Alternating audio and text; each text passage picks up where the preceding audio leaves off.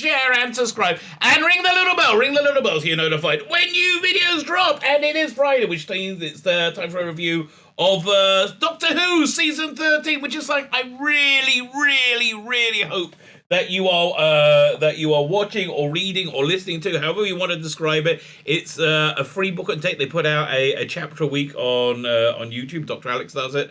And links are in the video notes. Please go sign up for it. If you like Doctor Who, and if you like, I would say traditional Doctor Who, if you like classic Doctor Who, I like Capaldi a lot. I liked all of Doctor Who up until the current era. If you like the current era, this might not be for you, okay? Other than that, if you like traditional Doctor Who, this one's really for you. In my opinion, it's hands down, and not even close, the best Doctor Who being produced right now, and I'm including Big Finish in there.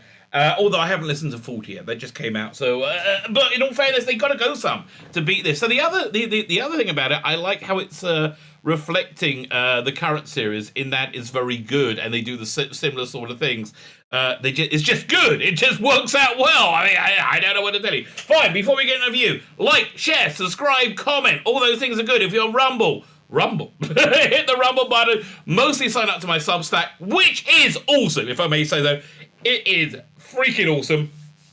I should really start putting these things out as podcasts on Substack as well, because they let you do that too. Hopefully, if I have the energy, I was a bit under the weather this morning. If I have the energy, I'll finish coloring the first episode of a new comic strip that I'm starting on my Substack. It's free, by the way, absolutely free, called Ice Warriors. It's in the same tradition as the Dalek strips in the 60s and the ones I actually kind of prefer in some ways. The Adrian Salmon Cybermen strip from the 90s, which I love those. I absolutely love those. Anyway, it's that sort of thing. It's a one-page strip a week. It's free. I'm putting out a lot more stuff there, but do sign up to it, because I think it's pretty good, right? I think it's pretty good, if I may say so myself. Fine. Like, share, subscribe, comment, Substack. I think I've got everything. I think I've got Rumble. Yeah, I think I've got everything. Also, I'm on Getter. I don't know what it is. I don't know what all these things are. I know...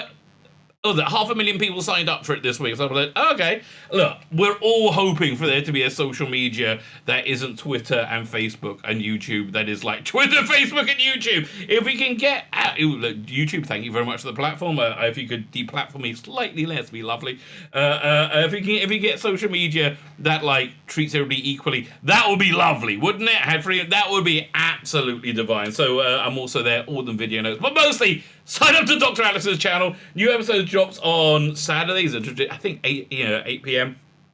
So fine. What is Season 13? Season 13 is a sequel to Season 12, which is a Capaldi-led... the Season 12 was much more of a traditional Russell D. Davies, Stephen Moffat season. It had an overarching... arc, if you want, for want a better word, and mainly individual stories, but a few 2 or 3 parters.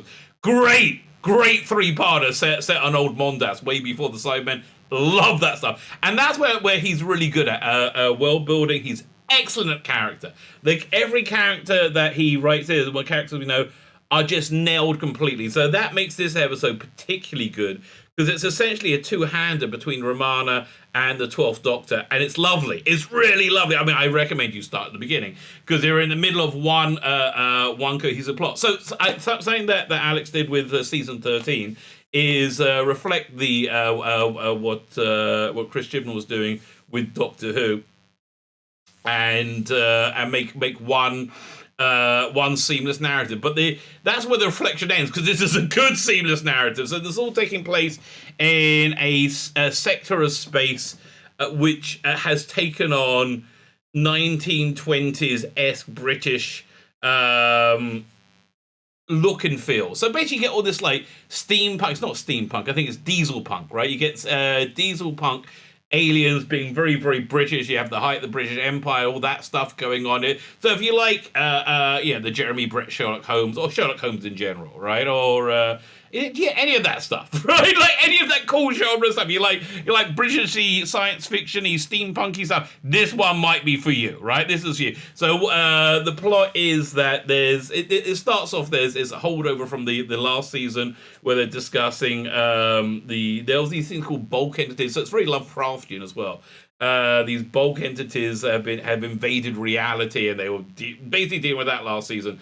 And so here we see a very different take on it. Romana is pissed off, and that they're always going to Earth. And by the way, Romana in the book on tape is played by Aeon. I think this might be the first time I got her name correct. Kids, people just be called Janet. Wouldn't that make life easy for me? No, called Aeon. Who's like, again, it took me a long time to get used to it, even though I have to say earlier, she looks a lot like Romana. It doesn't sound that much like Romana, but does to me now, right? It does to me now, and I just appreciate how easy she is on the eye. So they have a playing around. So basically, this is Dr. Romana in diesel punk alien British world, and so it's very Robert Holmesian. It starts off, there's a dinner party in a museum discussing the rum doings in Cairo, the planet Cairo, obviously. So you got this like Egyptology stuff going on.